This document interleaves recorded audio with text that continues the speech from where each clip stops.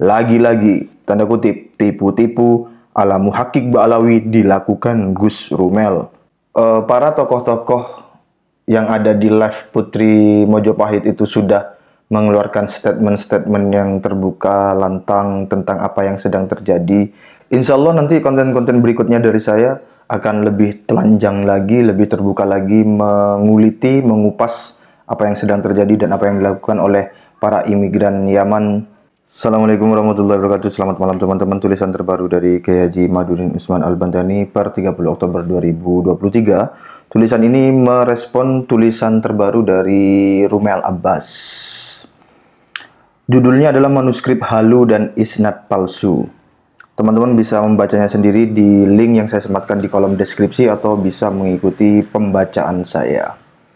Manuskrip Halu dan Isnad Palsu.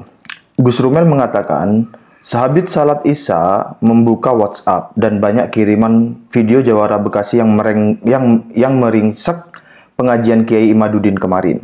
Dan ini sangat disayangkan. Dalam kurung betapa tidak setuju pun memang tidak seharusnya melakukan intimidasi seperti ini. Seharusnya sahabit Salat Isya diusahakan menyempatkan untuk sedikit berzikir dan berdoa, bukan langsung membuka WhatsApp. Saya kira ini adalah sebuah guyonan ya.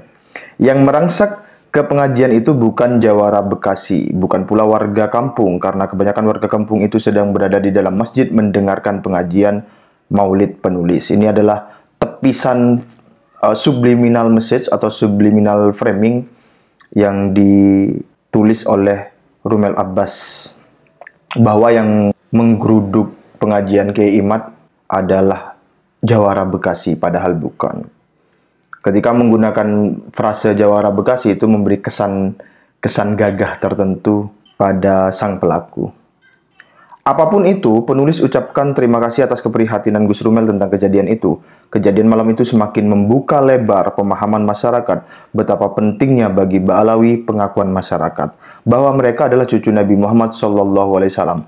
Sampai siapa saja ulama yang tidak percaya mereka cucu Nabi, maka ia akan diancam dan pengajiannya akan diganggu. Padahal ulama yang tidak percaya itu sudah berdasarkan bukti kitab-kitab dan hasil tes DNA mereka yang melenceng. Gus Rumel mengatakan, energi Kiai Imaduddin untuk mengkampanyekan pembatalan Ba'alawi ternyata sangat tinggi, karena setelah dari sana beliau langsung mengisi acara ke Malang, Jawa Timur untuk membicarakan hal yang sama. Penulis bukan mengkampanyekan pembatalan Ba'alawi. Ini lagi-lagi tepisan yang bagus dari Kiai Imad, bahwa yang dilakukan beliau dan teman-teman bukan kampanye tetapi hal lain. Kampanye memiliki makna tertentu.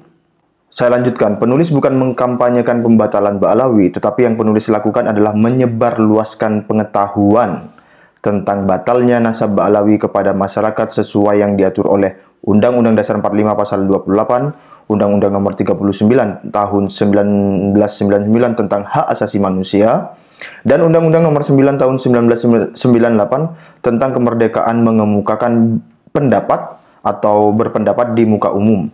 Merujuk pada undang-undang ini, kemerdekaan menyampaikan pendapat adalah hak setiap warga negara untuk menyampaikan pikiran dengan lisan, tulisan, dan sebagainya, secara bebas dan bertanggung jawab sesuai dengan ketentuan yang berlaku.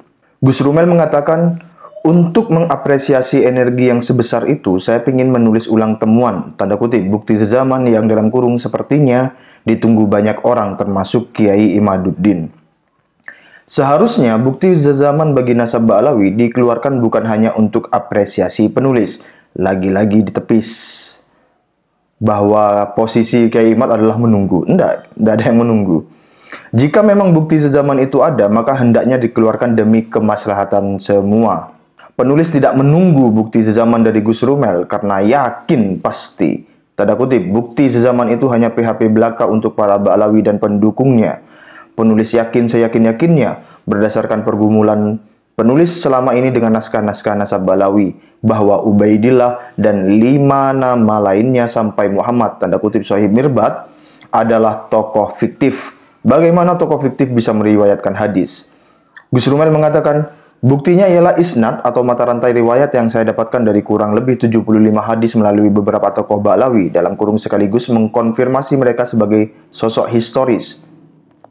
Jujurkah klaim itu? Tanda tanya. Gus Rumel menyertakan beberapa narasi tanpa manuskrip. Siapapun bisa menulis apapun tentang masa lalu yang diinginkannya. Banyak para penulis novel fiksi yang mampu membuat cerita berlatar belakang sebuah tahun tertentu di masa lalu atau berlatar belakang tokoh historis, lalu menyertakan tokoh fiksi itu seakan-akan ia hidup bersama tokoh historis tersebut. Gus Rumel dalam klaimnya akan kitab zaman itu tidak melampirkan manuskrip apapun untuk menguatkannya. Malah manuskrip tentang Imam Syafi'i yang ia sematkan. Sebuah manuskrip yang tidak ada kaitan apapun sebuah manuskrip yang tidak ada kaitan apapun dengan nasab Ba'alawi. Lagi-lagi, tanda kutip, tipu-tipu ala muhakkik Ba'alawi dilakukan Gus Rumel. Penulis tidak akan merinci substansi narasi halu dari petikan kitab baru atau disertasi mahasiswa semacam itu. Penulis Imaduddin Usman Al-Bantani. Demikian tulisan dari Kiai Haji Imaduddin Usman Al-Bantani. Satu hal yang saya duga adalah Kiai Imad menulis ini ketika sedang beracara dengan teman-teman beliau yang lain yang saya saksikan live di channel Putri Majapahit. Jadi beliau sambil ngetik di laptop, yang lain bicara. Saya kira tulisan ini dibikin saat itu dan itu mengagumkan. Oleh karenanya juga para tokoh-tokoh yang ada di live Putri Majapahit itu sudah mengeluarkan statement-statement yang terbuka, lantang tentang apa yang sedang terjadi. Insya Allah nanti konten-konten berikutnya dari saya akan lebih telanjang lagi, lebih terbuka lagi, menguliti, mengupas apa yang sedang terjadi dan apa yang dilakukan oleh para imigran Yaman, Yahudi Hazar, keturunan Yoktan, keturunan dukun Fir'aun. Dan ini adalah channel terbaru saya karena channel yang lama rungkat, saudara. Terima kasih. Wassalamualaikum warahmatullahi wabarakatuh.